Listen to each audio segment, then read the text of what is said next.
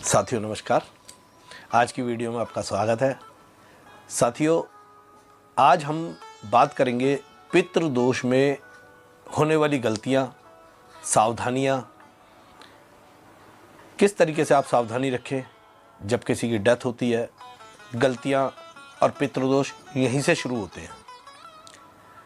साथियों, पिछली वीडियो में हमने पितृदोष के कारण बताए हैं, उसके लक्षण बताए हैं और ज्योतिष में किस तरीके से उसको देखा जाता है, किस तरीके से वो दोष लगता है, ये बताया है। तो हमारे जिन दर्शकों ने, जिन साथियों ने ये वीडियो नहीं देखी है, वो इस वीडियो को अवश्य देखें, बड़ी उपयोगी है। इस वीडियो का लिंक डिस्क्रिप्शन बॉक्स में दे दिया है, आप वहाँ से चेक कर लें। साथियों, पितृदोष शुरू होता है जब किसी की डेथ होती है। हम यहाँ से आज की वीडियो शुरू करते हैं।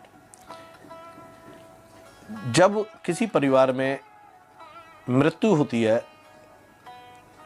उस व्यक्ति को घर पर लाया जाता है, जिसकी डेथ हुई है, शव को घर लाते हैं। तो उस समय ध्यान रखें कि शव को किस तरीके से लिटाएं। आप वहाँ पर आप उस स्थान पर थोड़ा सा गंगा जल छिड़क दें और मृतक का जो सिर है, डेड बॉडी का जो सिर का जो हिस्सा है, वो उत्तर दिशा में रखें, पैर दक्षिण दिशा में रखें। इस तरीके से आप शव को लिटाएं। जिनके यहाँ कमरे छोटे हैं या ऐसी सुविधा नहीं है, जो दिशा के हिसाब से शव को नहीं रख सकते हैं, वो शव को इस प्रकार रखें जो शव के जो पैर जो हैं वो मेन गेट की तरफ, मुख्य द्वार की तरफ रहें। आप वहाँ से इस तैयारी को शुरू करें।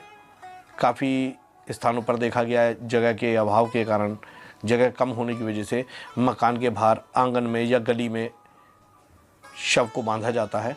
तो वहाँ पर आप संभव हो सके तो दिशा का ध्यान अवश्य रखें। जब आप वहाँ से शव को लेकर के जाते हैं, उस समय 5 पिंड रखने का विधान है। उस शव के साथ आप जौ के आटे के 5 पिंड रखें। ज़्यादा बड़े ना हो, ज़्यादा छोटे ना हो। अगर जौ का आटा आपको अवेलेबल नहीं है, सुविधा नहीं है, तब आप गेहूं के आटे के पिंड बनाएं और उसमें जौ और काले तिल थोड़े थोड़े मिला लें। उल्टे हाथ से ये पिंड बनाएं और ये 5 पिंड आप शव के साथ रख दें, डेड बॉडी के साथ रख दें। साथियों, इसकी जानकारी दूं आपको कि ये 5 पिंड क्यों रखे जाते हैं। जो व्यक्ति गया है, उसके ऊपर भूमि का ऋण है, द्वार का ऋण है। इसके निमित्त ये पिंड रखे जाते हैं। पहला पिंड उस स्थान का होता है जहाँ पर व्यक्ति ने जन्म लिया। उसकी ऋण मुक्ति के लिए जो शव है, जो जीव गया है, उसके जो संतान है, उस ऋण से मुक्ति के लिए ये पिंड रखती है। तो पुत्र ही इस काम को करता है। पहला पिंड उस स्थान का है जहाँ पर व्यक्ति ने जन्म लिया। दूसरा पिंड उस स्थान का है जहाँ पर वो व्यक्ति रहता था। तीसरा पिंड जिस स्थान पर उस जीव ने प्राण छोड़े, अपना शरीर छोड़ा, उस स्थान का है। चौथा पिंड रास्ते का है, जो उस द्वार से लेकर के शमशान घाट तक का जो रास्ता है, इस बीच रास्ते का चौथा पिंड है। साथियों, इस पिंड के अंदर काले तिल और जौ मिलाए जाते हैं। काले तिल भगवान विष्णु जी के पसीने और रोम से पैदा हुए।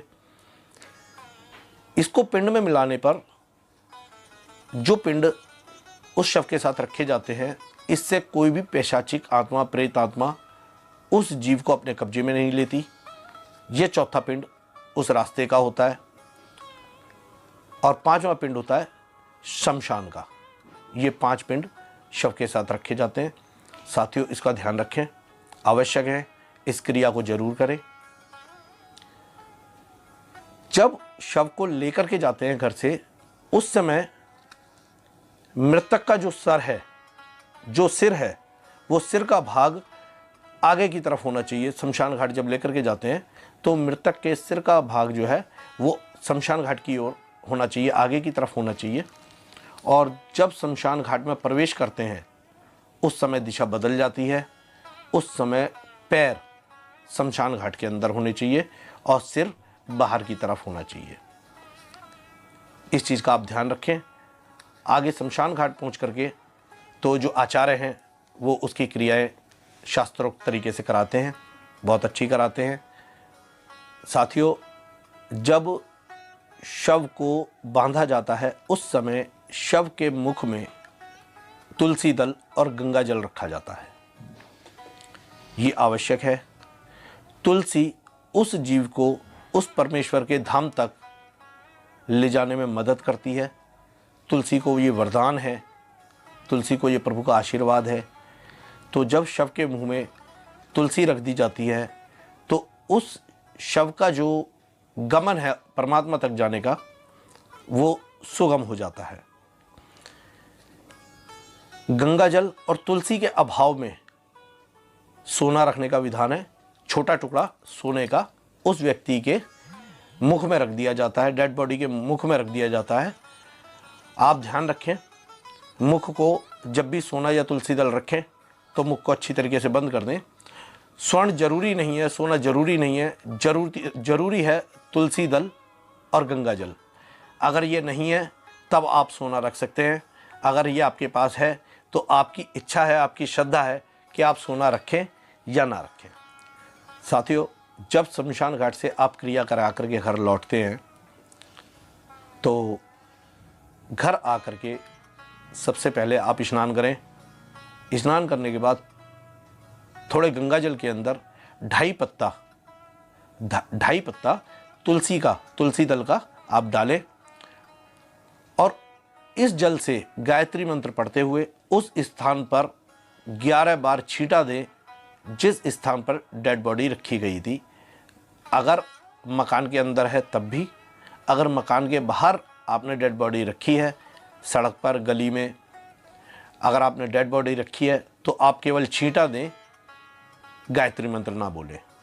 इसके बाद आप गौग्रास निकालें।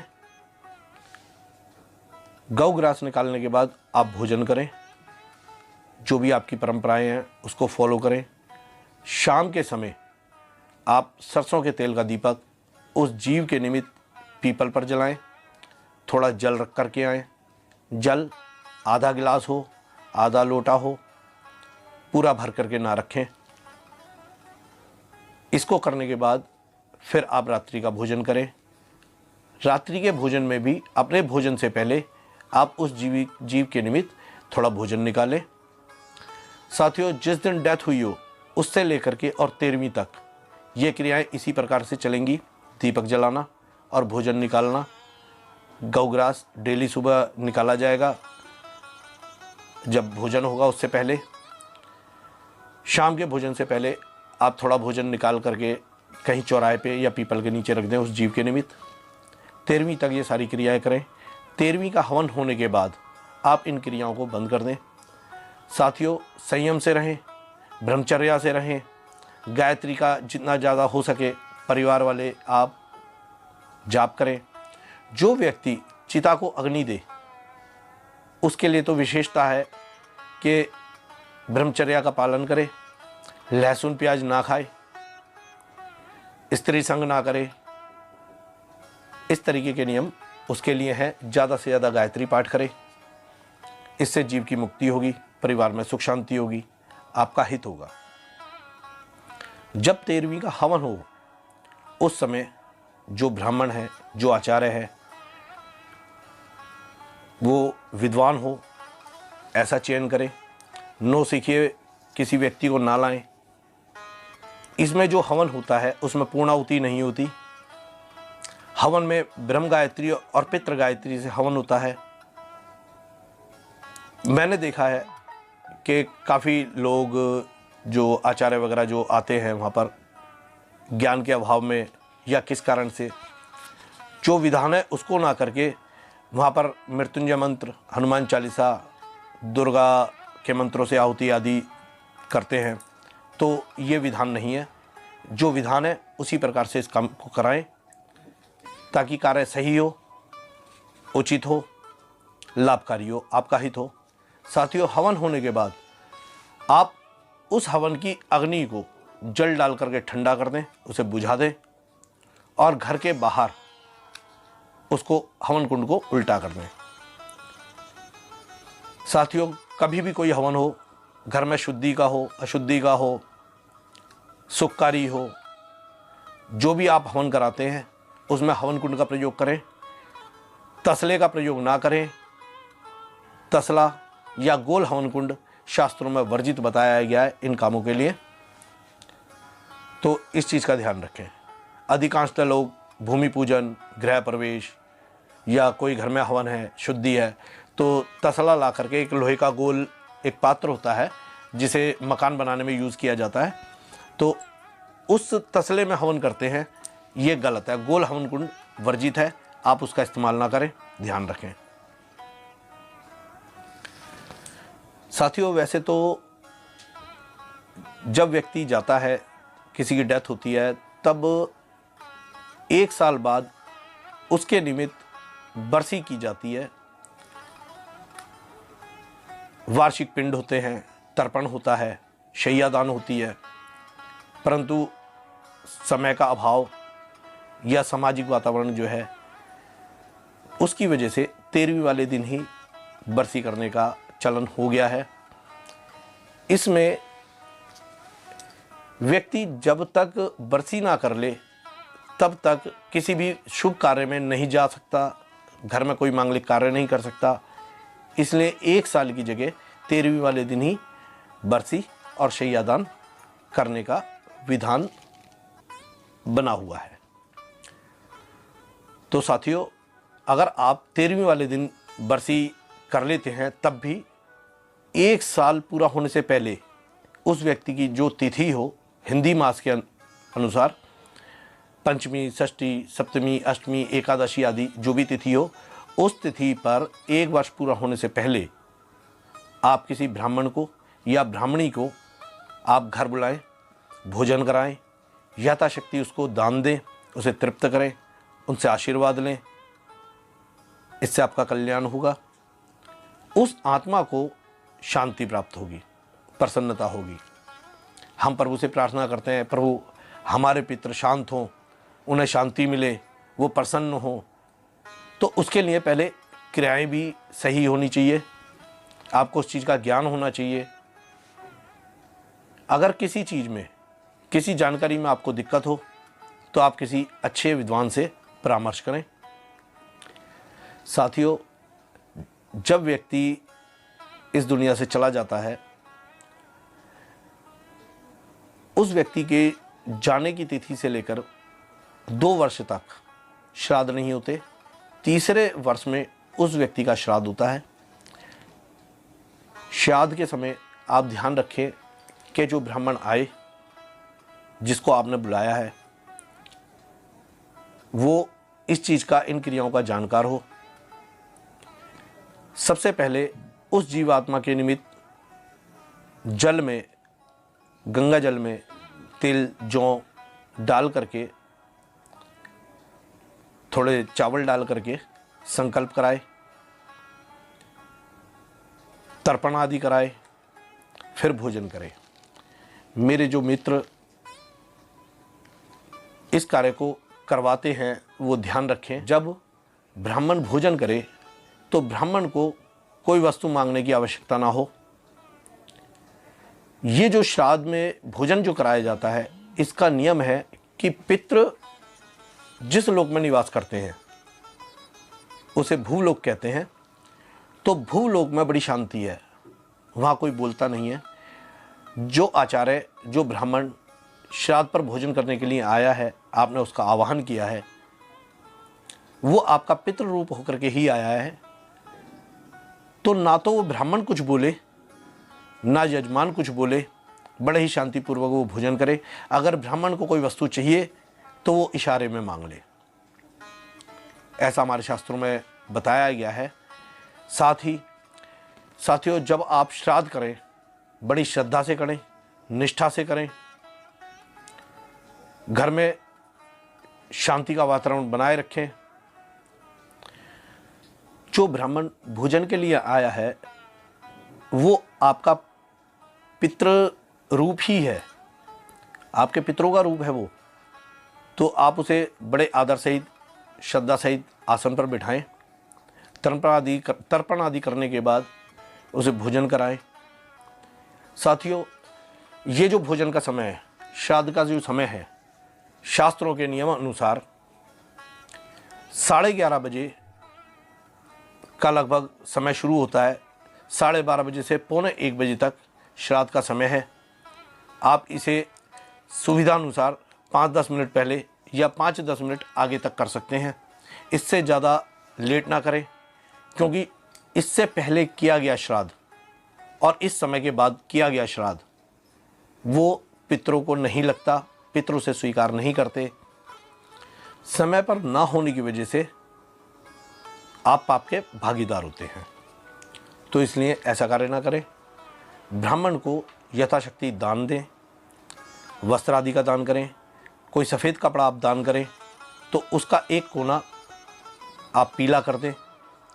साथियों, जब आप श्राद्ध करें तो ध्यान रखें वहाँ पर कोई भी लाल रंग का कपड़ा, जोगी, सन्यासी वहाँ पर ना हो। अगर लाल रंग का कपड़ा या जोगिया रंग का कपड़ा कोई जोगी सन्यासी वहाँ पर होता है तो पितृ उस जगह पर प्रवेश नहीं करते। पितरों की विदाई से पहले आप घर का कूड़ा भी घर से बाहर ना करें। ऐसी मान्यता है, शास्त्र हमारे बताते हैं कि जब सूर्योदय होता है उसी समय हमारे पितृ हमारी चौखट पर आकर के खड़े हो जाते हैं। वो इंतजार करते हैं कि जब ब्राह्मण आएगा उसके कंधों पर विराजमान होकर के, उसके शरीर पर विराजमान होकर के वो उस घर में प्रवेश करेंगे। अगर आप ब्राह्मण को विदा करने से पहले अपने घर के बाहर कूड़ा करते हैं, झाड़ू लगाते हैं, तो उससे पितृ रुष्ट होते जाते हैं और वो वापस चले जाते हैं। आपका श्राद्ध की जो क्रिया है ये निष्फल हो जाती है।